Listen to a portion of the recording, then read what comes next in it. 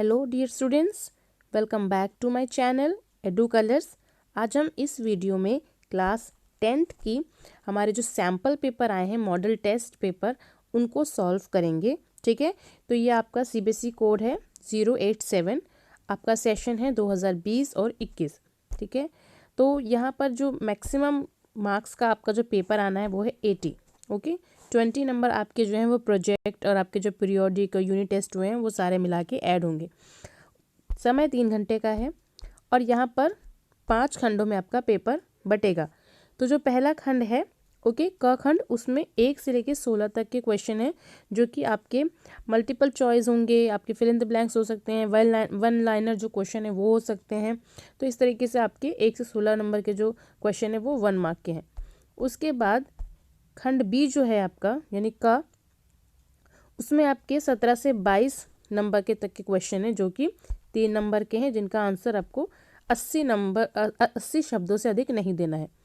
उसके बाद है खंड सी, जिसमें 23 से 26 तक के प्रश्न हैं, यानी कि 23, 24, 25, 26 4 क्वेश्चन है जो कि 4 अंकों के आएंगे। उसके बाद खंड जो है वो डी है आपका, जो कि प्रश्न संख्या 27 से 31 तक है और ये जो अंक है वो है 5 अंकों के और ये थोड़े लेंदी होते हैं और इसको आपको 120 शब्दों में ख़त्म करना है। और यहाँ पर इसके अलावा एक खंड ई है जिसमें आप मानचित्र देखेंगे। ठीक है, तो मानचित्र जो है वो 2 पार्ट्स में डिवाइड है। हिस्ट्री से आपके 2 नंबर का और ज्योग्राफी से आपके 3 नंबर का मैप आएगा। ठीक है बच्चों, चलिए यहाँ पर अब हम अपनी जो ये वाली जो सैम्पल पेपर है इसको देखते हैं। हमारे जो पहला क्वेश्चन है वो है 1 मार्क के क्वेश्चन, यानी 1 से 16 तक के जो क्वेश्चन है वो 1 मार्क के क्वेश्चन है। तो चलिए अब हम इसको पढ़ते हैं, रीड करते हैं। तो हमारा पहला क्वेश्चन है, निम्नलिखित विकल्पों में से द एक्ट ऑफ यूनियन 1707 के संबंध में सही कथन पहचाने। तो इसमें क्या बच्चों, सही कथन जो है वो है, पहला तो ऑप्शन आप पढ़ लेते हैं। पहला ऑप्शन है, ब्रिटिश राजशाही ने सत्ता अंग्रेजी संसद को सौंप दी थी। ब्रिटिश संसद ने आयरलैंड से सत्ता जब्त कर ली थी। सी है, यूनाइटेड किंगडम ऑफ ब्रिटेन का गठन हुआ था। और डी है, स्कॉटलैंड और वेल्स के साथ युद्ध के परिणाम स्वरूप ब्रिटिश राष्ट्र का गठन हुआ था। तो इसका जो आंसर है बच्चों 1707, द एक्ट ऑफ जो यूनियन था उसमें क्या हुआ था, United kingdom of great Britain का गठन हुआ था। ठीक है, तो इसका सी जो आंसर है करेक्ट है। दूसरा है कि निम्नलिखित में से किस संधि ने यूनान को एक स्वतंत्र राष्ट्र के रूप में मान्यता दी। तो कॉन्स्टेंटिनोपल यानी कि इसको कुस्तुनतुनिया की संधि भी बोलते हैं, कुस्तुनतुनिया। ठीक है, ये भी लिखा आ जाता है तो आप ये भी लिख सकते हैं। ठीक है, 1832 में ये जो संधि है ये हुई थी, कुस्तुनतुनिया की संधि। और इसके बाद से जो है यूनान जो है ऑटोमन साम्राज्य से उसने अपने आप को स्वतंत्र कर लिया था। उसके बाद थर्ड क्वेश्चन है हमारा, निम्नलिखित में से कौन सा गांधी जी द्वारा असहयोग आंदोलन को समाप्त करने का एक मुख्य कारण था। सबसे पहला तो हम ये कहेंगे, जो ज़्यादातर बच्चों को पता है इसका आंसर, वो है डी, चौरी चौरा घटना। ठीक है, चौरी चौरा घटना जो 1922 में गोरखपुर के पास जगह है चौरी चौरा, वहाँ पे हुई थी, जिसमें कुछ जिंदा पुलिसकर्मी जो है वो मर गए थे और जिसकी वजह से आहत होकर गांधी जी ने इस आंदोलन को वापस ले लिया था। हमारा अगला क्वेश्चन है, business processing outsourcing BPO Bharat में किस उद्योग का उदाहरण है। तो यहाँ पर आएगा सूचना प्रौद्योगिकी यानी इंफॉर्मेशन टेक्नोलॉजी। ठीक है, सूचना प्रौद्योगिकी। क्लियर है बच्चों? ठीक है, अब अगला क्वेश्चन है हमारा, हरित क्रांति ने डैश उद्योग को भारत के विभिन्न भागों में फैलाने में मदद की। तो इस खाली स्थान में आएगा उर्वरक उद्योग। ठीक है, तो उर्वरक उद्योग जो थे उसको भारत में फैलाने के लिए हरित क्रांति ने योगदान दिया। अब हमारा अगला क्वेश्चन है, 5वां क्वेश्चन, भारत में आदिम कृषि के संदर्भ में निम्नलिखित विकल्पों में से जो सही जोड़ा है उसको हमें चुनना है। तो इसका आंसर है ए, दहिया मध्य प्रदेश। ठीक है, देखो बच्चों, यहाँ पर जो ये जो हमारी सैम्पल पेपर है आप जो देख रहे हैं, प्रैक्टिस सैम्पल पेपर जो है ये जो है वो किसी www.studyquiz.in ने इस पूरे सैम्पल पेपर का जो PDF है वो रेडी किया है। उसके अलावा ये जो हमारा क्वेश्चन पेपर है बहुत लेंदी हो जाएगा अगर मैं इसको एक वीडियो में बनाऊंगी, इसलिए मैं इसको 2 वीडियो में बनाऊंगी। ये पार्ट 1 होगा, इसके बाद भी पार्ट 2 भी आएगा। ठीक है, आप उसको भी देखिएगा ताकि आपका पूरा जो क्वेश्चन पेपर है वो सॉल्व हो सके, मैप वर्क उसमें होगा। तो यहाँ पर हम जो हमारे 5 सेक्शन है उसमें से हम 2 सेक्शन जो है वो यहाँ लेंगे, बाकी के जो 3 सेक्शन है वो पार्ट 2 में उसको हम कवर करेंगे। ठीक है, तो यहाँ पर हमें सिर्फ जो हमारे खंड 1 और खंड 2 जो है यानी सेक्शन ए और बी उसी को कवर करेंगे, उसके बाद अगला हम अगली वीडियो में कवर करेंगे। ठीक है, तो 5वें का आंसर हो गया ए, दहिया, मध्य प्रदेश। अब हमारा अगला है रिक्त स्थान भरें। जो कौन सी फसल है? रबी फसल है। कपास जो है वो खरीफ फसल है। तो यहाँ पर जायद फसल कौन सी है इन ऑप्शंस में से? तो आंसर होगा ककड़ी। ठीक है, ककड़ी जो है वो एक जायद फसल है। तरबूज, खीरा जो है वो भी एक जायद फसल ही होती है जो 2-3 महीने के बीच में उगाई जाती है। उसके बाद है अगला है हमें मिट्टी को पहचानना है, जिसका हिंट यहाँ दिया हुआ है, जैसे कि वो लाल रंग की होती है, भूरे रंग की होती है, खारी प्रकृति यानी कि रेतीली बनावट में पाई जाती है और उसमें नमी की कमी होती है, ह्यूमस की कमी होती है। तो बच्चों इसका आंसर होगा मरुस्थलीय मिट्टी। ठीक है, मरुस्थलीय मिट्टी इसका आंसर है। उसके बाद हमारा अगला क्वेश्चन है एक प्रकार का मोटा अनाज, ठीक है, जिसमें आयरन, कैल्शियम और अन्य पोषक तत्व होते हैं, तो उसका आंसर है रागी। आगे बढ़ते हैं। श्रीलंकाई तमिलों की जनसंख्या श्रीलंका के तमिल यानी कि डैश क्षेत्र में केंद्रित है। तो ये जो श्रीलंकाई तमिल थे वो उत्तर और पूर्व क्षेत्र में केंद्रित है, बी इसका आंसर है। अब हमारा अगला है बहुसंख्यकवाद को परिभाषित करना है। तो बहुसंख्यकवाद क्या होता है? यानी कि जहाँ पर किसी देश में या राज्य में एक धर्म के लोग ज़्यादा हैं। ठीक है, एक धर्म के लोग ज़्यादा हैं, जिनका कल्चर, जिनकी भाषा ज़्यादा लोग बोलते हैं, तो वो बहुसंख्यकवाद होते हैं। या इसके अलावा अथवा में भी दिए हुए हैं, आप देख सकते हैं जातीयता को परिभाषित करना है। जातीयता क्या होती है? जैसे मान लीजिए किसी के अपनी एक जाति होती है, ठीक है, जिसका अपना एक कल्चर होता है, अपनी जाति होती है, जिसकी वजह से वो पहचाना जाता है। तो कुछ समूह जो होते हैं, मान लीजिए यहाँ पे कुछ लोग रहते हैं, तो इनकी अपनी अलग एक कास्ट है, इनकी अपनी एक अलग एक कास्ट है, तो उस जातीयता को यहाँ पर बोला गया है।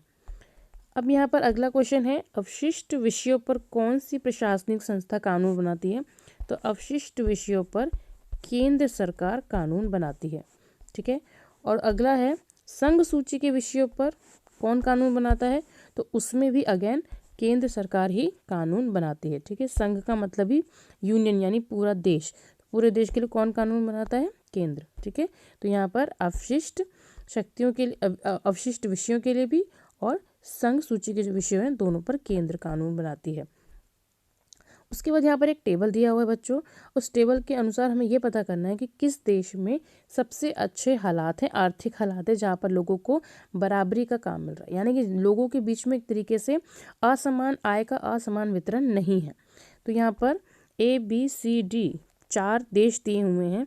अगर आप देखेंगे ध्यान से तो देश ए में आप देखिए किसी के पास 10,000 सैलरी है, किसी की 11, किसी की 10, किसी की 11, किसी की 10, तो ऑलमोस्ट सबकी सेम ही है। तो हम एवरेज लगाएंगे तो लोगों की 10,840 उनकी सबकी सैलरी है। यहाँ पर हम देखेंगे किसी की 600 है, किसी की 5,000। सोचो देखो कितना डिफरेंस है। फिर 600 600 600, तो बहुत डिफरेंस हो गया। तो यहाँ पर क्या हुआ, एक आदमी तो बहुत कमा रहा है, बाकी जो है वो बहुत ही कम कमा रहे हैं। तो यहाँ पर एवरेज जो है वो 1480 निकलता है। उसी तरीके से सी देश है, वहाँ पर एक 550 कमा रहा है, दूसरा 10,000 कमा रहा है, फिर कोई 400 कमा रहा है, फिर कोई 700 7,500 कमा रहा है, कोई 2,000। तो यहाँ पर भी हम अंतर देख रहे हैं बहुत ज़्यादा। तो टोटल हो गया यहाँ पर एक आदमी एवरेज निकालें तो 4,190।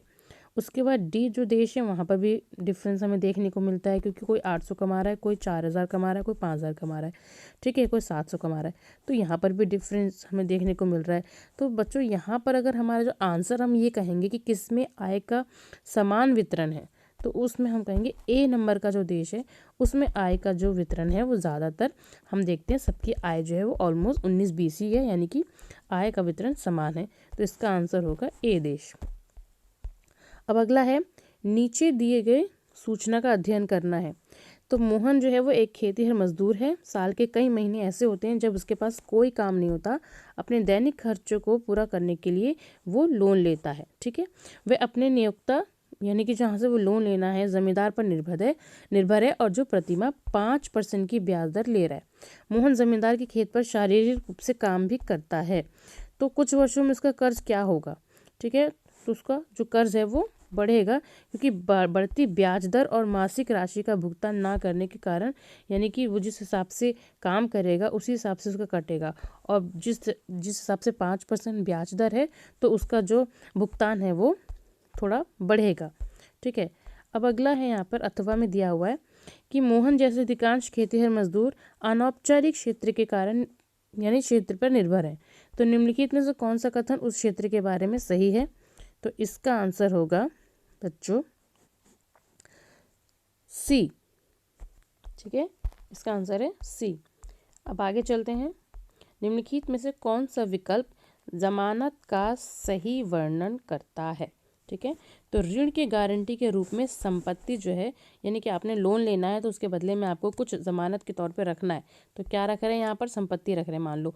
तो ये जमानत का सही तरीके से उसको एक तरीके से एक्सप्लेन करता है। अगला है वैश्वीकरण के संदर्भ में दिए गए कथनों को पढ़ें और सही विकल्प का हमें चयन करना है। ठीक है, तो ये देश के आर्थिक विकास का एकमात्र उपाय है। एकमात्र उपाय तो नहीं है। विश्व के तितर बितर वाले स्थानों को उत्पादन आधारित उद्योगों से इंटरलिंक करता है, नहीं, ये भी नहीं है। इसने विश्व के सभी देशों को केवल सकारात्मक परिणाम ही दिए हैं, ये भी गलत है, क्योंकि यहाँ नकारात्मक परिणाम भी हैं। तो इसका आंसर होगा डी। ठीक है, इससे क्या हुआ है, एक क्षेत्र से दूसरे क्षेत्र में टेक्नोलॉजी, कल्चर और रोग जो है वो उसका आदान प्रदान जो है वो एक तरीके से यानी प्रसार हुआ है। ओके, अब हमारा अगला क्वेश्चन है 16वां, यानी कि 1 नंबर वाला ये आखिरी क्वेश्चन है। तो यहाँ पर एक स्टेटमेंट दिया हुआ है और उसका कारण दिया हुआ है। तो लोगों के जो लक्ष्य हैं वो भिन्न भिन्न हो सकते हैं, बिल्कुल हो सकते हैं। क्यों हो सकते हैं? क्योंकि लोगों को आज़ादी चाहिए, लोगों को समानता चाहिए, सुरक्षा चाहिए और सम्मान भी चाहिए। ठीक है, तो उनके जो विकास के लक्ष्य हैं वो अलग अलग हो सकते हैं। तो इसका जो आंसर है वो है ए और आर दोनों सही हैं और आर ए की सही व्याख्या करता है। ठीक है बच्चों, चलिए अब हम अपना यहाँ पर जो हमारा आंसर है, यानी कि जो तीन नंबर वाले क्वेश्चन है उसको देखेंगे। जो 6 क्वेश्चन है उसको देखेंगे। तो 3 नंबर वाले 6 क्वेश्चन आपके आने हैं। हमारा पहला क्वेश्चन है, गांधी जी द्वारा असहयोग आंदोलन क्यों शुरू किया गया था, समझाइए। ठीक है, अब मैं आपको इनके आंसर्स दिखाऊंगी और क्वेश्चन जो है वर्बली बोल के बताऊंगी। तो इसका आंसर है बच्चों, तो गांधी जी ने असहयोग आंदोलन क्यों शुरू किया था? रॉलेट एक्ट के खिलाफ, क्योंकि रॉलेट एक्ट जो है वो एक बहुत ही ज़्यादा बुरा एक्ट था, जिसमें भारतीयों को सिर्फ शक के आधार पर पकड़ के जेल में बंद कर दिया जाता था। ठीक है, जलियांवाला बाग हत्याकांड हुआ था 1919 में, जो कि बहुत ही भयंकर था, जिसकी वजह से लोगों में बहुत गुस्सा था खिलाफत आंदोलन के कारण। ठीक है, जो तुर्की के खलीफा थे उनकी जो मान्यता है उनको रद्द की जा रही थी, जिसकी वजह से जो भारतीय मुस्लिम है वो तुर्की के मुस्लिम्स के साथ हो गए। और गांधी जी को लगा कि भारतीय मुस्लिम्स को अपने इस आंदोलन के साथ एक तरीके से जोड़ देना चाहिए, जिसकी वजह से खिलाफत आंदोलन जो है वो असहयोग आंदोलन के साथ जब आ गया तो इस आंदोलन को और बल मिला। अब हमारा अगला क्वेश्चन जो है वो है कि फ्रांसीसी क्रांतिकारियों द्वारा फ्रांसीसी लोगों के बीच सामूहिक पहचान की भावना उत्पन्न करने के लिए शुरू किए गए उपायों और प्रथाओं के बारे में बताएं। ठीक है, तो क्वेश्चन मैंने आपको सिर्फ ऐसे पढ़ के बताया है, लेकिन यहाँ लिखा नहीं है, यहाँ पे सिर्फ आंसर लिखा है। उसको आप देखेंगे कि लोगों के बीच में सामूहिक जो पहचान थी फ्रांसीसी क्रांतियों के बीच में, फ्रांसीसी लोगों के बीच में, वो किस तरीके से बढ़ी, आई कैसे। तो फ्रांसीसी लोगों के बीच सामूहिक पहचान का भाव पैदा करने के लिए फ्रांसीसी क्रांतियों ने, ठीक है, एक तरीके से जो रोमानी राष्ट्रवाद होता है उसका सहारा लिया। राष्ट्र के आधार के रूप में उन्होंने साझा विरासत और सांस्कृतिक धरोहर की भावना को एक तरीके से प्रशय दिया। भाषा ने भी राष्ट्रवादी भावनाओं को बल देने में महत्वपूर्ण भूमिका निभाई।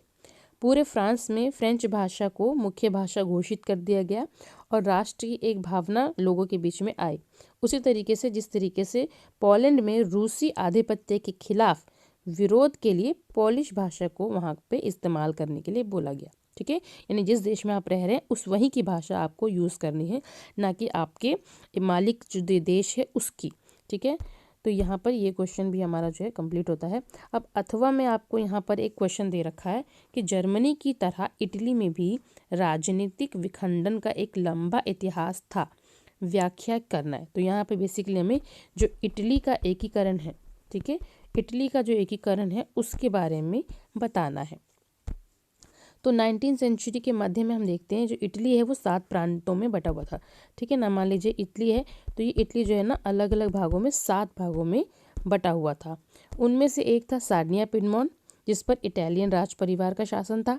उत्तरी भाग में था ऑस्ट्रिया के हैब्सबर्ग साम्राज्य के नियंत्रण में था, ठीक है, यानी कि जो इटली का उत्तरी भाग था वो ऑस्ट्रिया के हैब्सबर्ग साम्राज्य के नियंत्रण में था। मध्य भाग जो है वो पोप के शासन में था और दक्षिणी भाग स्पेन के बोर्बो राजाओं के नियंत्रण में था। इटालियन भाषा का तो कोई नामो निशान ही नहीं था, यानी कि कोई इटालियन लैंग्वेज बोलता ही नहीं था। 1830 के दशक में जो जैसेपी मैत्सनी है उसने सारे इटली को एक करने की घोषणा की, ठीक है, उसने योजना बनाई। उसके बाद फ्रांस से कूटनीतिक गठबंधन यानी कि एक समझौता किया गया चालाकी से, और 1859 में ऑस्ट्रिया की सेना को हराने के में ये मैज़नी जो है वो कामयाब हो गया। उस लड़ाई में सेना के जवानों के अलावा कई सशस्त्र स्वयं सेवकों ने भी भाग लिया था, जिनकी अगुवाई कौन कर रहा था? गैरीबाल्डी, जिसने लाल कुर्ती सेना की स्थापना भी की थी। ठीक है बच्चों, ये इम्पॉर्टेंट है। ओके, उसके बाद हम देखते हैं कि 1860 के मार्च महीने में जो साउथ इटली था और जो टू सिसिली के राज्य की ओर जो बड़े थे, उन्होंने स्थानीय किसानों का समर्थन जीत लिया, जिसकी वजह से वहाँ पर जो स्पेनिशों का शासन था वो एक तरीके से ख़त्म हो गया, क्योंकि वहाँ के लोगों ने यानी कि जो किसान थे उन्होंने गैरीबाल्डी को अपना सहारा यानी कि एक तरीके से उसको सपोर्ट किया। 1861 में फाइनली विक्टर इमैनुअल द्वितीय को पूरे इटली का एक समग्र राजा घोषित कर दिया गया। ठीक है, उसके बाद हम आते हैं, हमारा जो अगला क्वेश्चन है 19वां क्वेश्चन हुआ है, भारत के विभिन्न राज्यों में भूमि क्षरण से बचने के लिए किन्हीं 3 उपायों का सुझाव दे व व्याख्या करें। ठीक है, तो भूमि क्षरण से बचने के लिए 3 उपाय हैं। वन को लगाया जाए, ठीक है, चराई सही तरीके से की जाए जिससे कि घास वगैरह जो है वो खत्म ना हो, और जो खनन गतिविधियां हैं माइनिंग उस पर कंट्रोल किया जाए, जिसकी वजह से जो हमारे वन संपदा है उसको बहुत नुकसान हो रहा है, तो इस पे हमें कंट्रोल करना है। हमारा अगला क्वेश्चन है वर्ष 1992, ठीक है, यानी कि 1992 में, वर्ष 1992 में सरकार द्वारा डिसेंट्रलाइजेशन मतलब विकेंद्रीकरण की दिशा में उठाए गए 3 कदम बताने हैं। तो इसका आंसर है बच्चों, पहला उन्होंने क्या उन्होंने पंचायती राज जो संस्था थी उसको उनके 3 स्तर कर दिए। पहला ग्राम पंचायत, ब्लॉक समिति और फिर जिला परिषद। सभी पंचायतों में अनुसूचित जातियों व जनजातियों के लिए उनकी जनसंख्या के आधार पर सीटें उनकी आरक्षित कर दी गई। प्रत्येक पंचायत का कार्यकाल 5 वर्ष का कर दिया। ग्राम पंचायत, पंचायत समिति और जिला परिषद के सदस्यों का चुनाव सीधे तौर पर कौन करेगा? गांव के लोग। और अगला है प्रत्येक राज्य में निर्वाचन आयोग की स्थापना की गई। ठीक है, तो ये बहुत बड़ा काम था जो 1992 में जो स्थानीय सरकार है या जो एक तरीके से जो डिसेंट्रलाइजेशन के लिए जो कदम किया बढ़ाया सरकार ने, ये बहुत बड़ी बात थी अपने आप में, जिला स्तर के लिए, ठीक है, पंचायत स्तर के लिए बहुत बड़ी बात थी। अब हमारा अथवा में जो क्वेश्चन है यानी कि 20वां जो क्वेश्चन है उसका अथवा में है, भारतीय लोकतंत्र की 3 संघीय विशेषताओं का वर्णन करना है। तो भारतीय संघ की विशेषता क्या क्या है? पहला तो यहाँ पर शक्तियों को केंद्र और राज्यों के बीच में बांटा गया है। फिर यहाँ पर 3 तरह के कामों में यानी कि जितने भी काम हैं उनको 3 कैटेगरी में किया गया है। केंद्र सूची जिसके ऊपर कानून केंद्र बनाएगी, राज्य सूची जिसके ऊपर कानून राज्य बनाएगी, और समवर्ती सूची जिसके ऊपर दोनों मिलकर कानून बनाते हैं। केंद्र शासित प्रदेशों को केंद्र सरकार देखती है, ठीक है, यानी जैसे दिल्ली है, चंडीगढ़ है, उनको कौन देखता है? डायरेक्ट केंद्र देखती है। संविधान की सर्वोच्चता ही एक संघ रूप वाले जो देश है वहाँ पर संविधान सर्वोच्च होता है और उसी के अनुसार देश को चलना होता है। उच्चतम न्यायालय की विशेष स्थिति होती है, ये किसी भी तरह के दबाव में काम नहीं करता। अब हमारा 21वां क्वेश्चन है, अपने आप को एक महिला स्वयं सहायता समूह की सदस्य कोई भी हो सकता है XYZ होने की कल्पना करें। उन तरीकों का विश्लेषण करें जिनके माध्यम से आपका समूह सदस्यों को ऋण यानी कर्जा प्रदान करता है। तो गैर सरकारी संस्था एक सहयोगी संस्था के रूप में कार्य करती है। गरीबों में बचत करने की क्षमता पैदा करती है। गरीबों को बैंक के द्वारा यानी कि जो बैंक सुविधा देता है वही सुविधा ये देते हैं। समूह को बैंक से लोन दिया जाता है। कर संबंधी निर्णय अब समूह के अपने नियम के अनुसार हो सकते हैं। वह समूह को आकस्मिक स्थिति में यानी कि परेशानी की स्थिति में हमेशा कर्ज प्रदान करते हैं। ठीक है, ये स्वयं सहायता समूह की भूमिका हो गई। उसके बाद आखिरी क्वेश्चन है इस वाली वर्कशीट का, यानी कि जो आप वर्कशीट कह रही हूँ मतलब जो आपकी वीडियो है बच्चों उसका। ठीक है, क्योंकि ये जो वीडियो है इसमें मैंने सेक्शन ए और बी कवर किया है, वरना वीडियो बहुत लंबा बन जाएगा। तो उसको मैं जो सेक्शन सी डी ई है उसको अलग उसमें पार्ट में बनाएंगे। तो अगला क्वेश्चन है, विकास के लिए स्थिरता का मुद्दा महत्वपूर्ण है, कथन को समझाइए। विकास के लक्ष्य, आप जो स्थिरता है, विकास जो अगर आप चाह रहे हैं वो स्थिर रहना क्यों ज़रूरी है। विकास का मतलब केवल वर्तमान को खुशहाल रखना नहीं बल्कि आने वाली पीढ़ियों के लिए भी एक बेहतर भविष्य की बात कही जाती है। धारणीयता का मतलब होता है ऐसा विकास करना जो आने वाले कई वर्षों तक चलता रहे। इनके अति दोहन से आने वाली पीढ़ियाँ, यानी कि अगर अभी जो हम सामान यूज़ कर रहे हैं उनका अगर हम ज़्यादा उपयोग कर लेंगे तो आगे मानव के लिए धारणीयता का सिद्धांत रह ही नहीं जाएगा, क्योंकि वो चीज़ें ख़त्म हो जाएंगी। तो आगे आने वाली पीढ़ी के लिए कुछ भी नहीं बचेगा। संसाधनों में कमी किए बिना विकास होता रहे, आने वाली पीढ़ियों को भी साधन मिलते रहें। ये हो गया आपका विकास में स्थिरता। ओके बच्चों, तो यहाँ पर जो हमारी ये वाली जो वीडियो है यानी जो मॉडल टेस्ट पेपर है ये यहाँ कंप्लीट होता है। ओके, मैं आशा करती हूँ आपको ये वाली जो मेरी सैम्पल पेपर का जो है आंसर समझ में आए होंगे। अगर आपको कोई डिफ़िकल्टी है तो आप मुझे कमेंट सेक्शन में बता सकते हैं। अगर आपको ये वीडियो अच्छा लगा है तो प्लीज़ इसे लाइक करें, अपने फ्रेंड्स में शेयर करें और मेरे चैनल एडू कलर्स को आप सारे बच्चे ज़रूर सब्सक्राइब करें। ठीक है, वीडियो देखने के लिए थैंक यू सो मच।